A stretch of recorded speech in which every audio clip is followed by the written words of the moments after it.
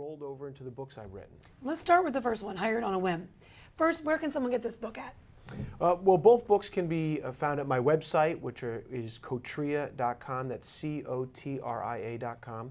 And they can be found in all the online stores, Amazon and Barnes & Noble. They're available on iBooks and the Nook and all those good places. Okay. So tell us about Hired on a Whim. What is it about? You say 4 qualities that make for great employees.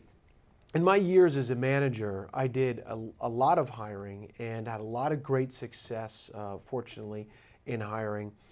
And when I sat down to think about what type of book I was going to write, I thought about, well, what did I do well in my years in the corporate grind? And one of the things I did well, I thought, and statistically speaking, is I hired well. And as I began to think about the qualities that I would look for in a hire, it really was not anything systematic. But the more I began to think about it, and the more I literally laid out on a sheet the qualities that I had in my most successful people and the qualities that I instinctively would look for. They boiled down to 4 qualities. And WHIM is an acronym, W-H-I-M. And of course, you don't hire on a whim. That's the last thing you do, right? Because you want your hiring process to be very methodical and very careful, because it's the most important decision you're going to make as a hiring manager. It's an expensive decision. It's an expensive decision, right? And it's an incredibly profitable decision when you get it right. No.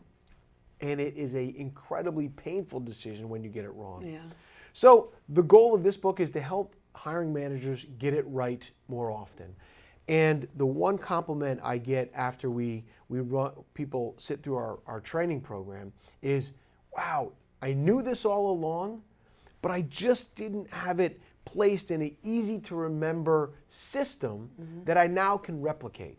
And that's what WHIM is. So WHIM, W is work ethic, H is humility, and I define that as the ability and the willingness to learn.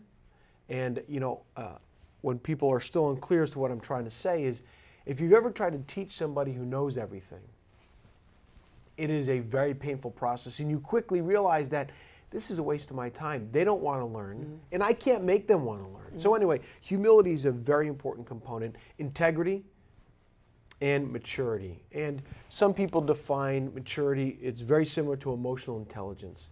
Understanding your surroundings, understanding how you're being perceived, and what type of brand that you're projecting. So the book